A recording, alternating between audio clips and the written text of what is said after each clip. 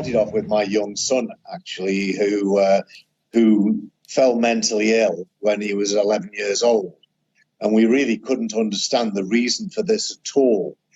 Anyway, it took about 8 or 9 years of seeing endless specialists before we came across somebody who was very knowledgeable and experienced in Lyme disease.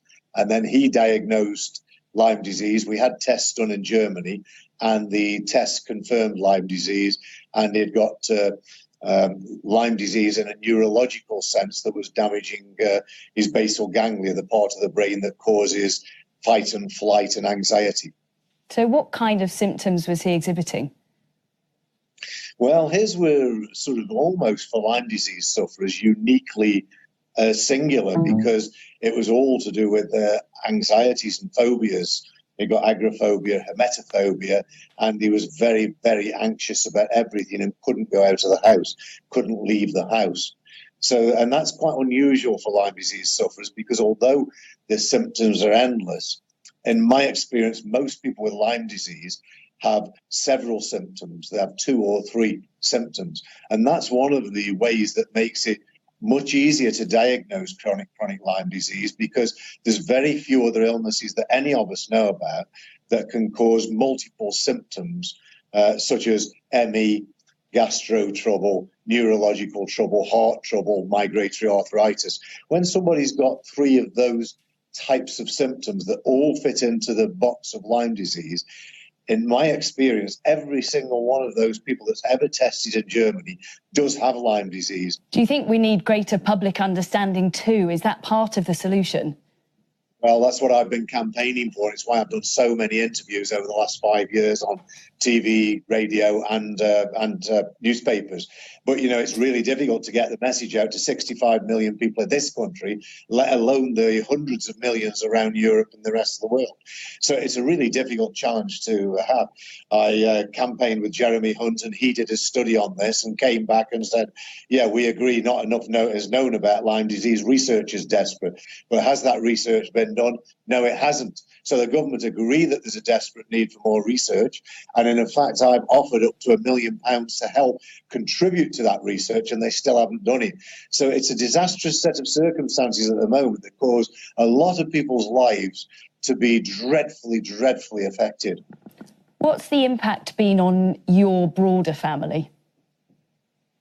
Well, there's been a tremendous impact on my family, but of course we're the lucky ones, really, because although 11 of my members of the family have been affected, I say we're lucky because we've got the financial resources and ability to find doctors around the world that help us to get better.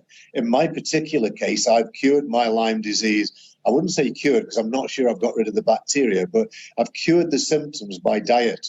And if I stick to a very, very, very regulated diet, then I am extremely energetic, healthy and fine. But it is all sort of speculative, because there isn't the hard evidence provided by the health service so that any of us truly, truly understand it. Do you think NICE guidelines need to change? Well, we've already had them changed once. One of my chief executives sat on the NICE guidelines committee, and we got them changed, but only in a minor way.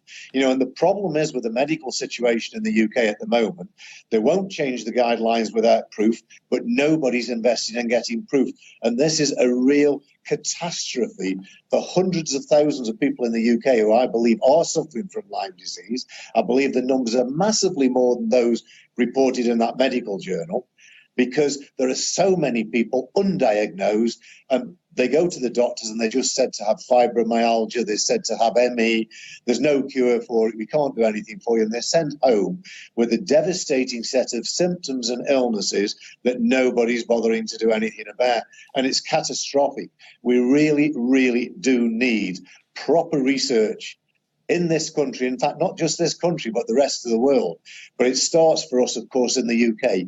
We need proper research to have a proper test that is unequivocally accurate, so that we can accurately assess the percentage of people in the UK suffering with Lyme disease. And then we need protocols, treatment protocols, that we analyse and follow the results so that we can truly understand Lyme disease and try and start curing all of these patients that are having their lives devastated.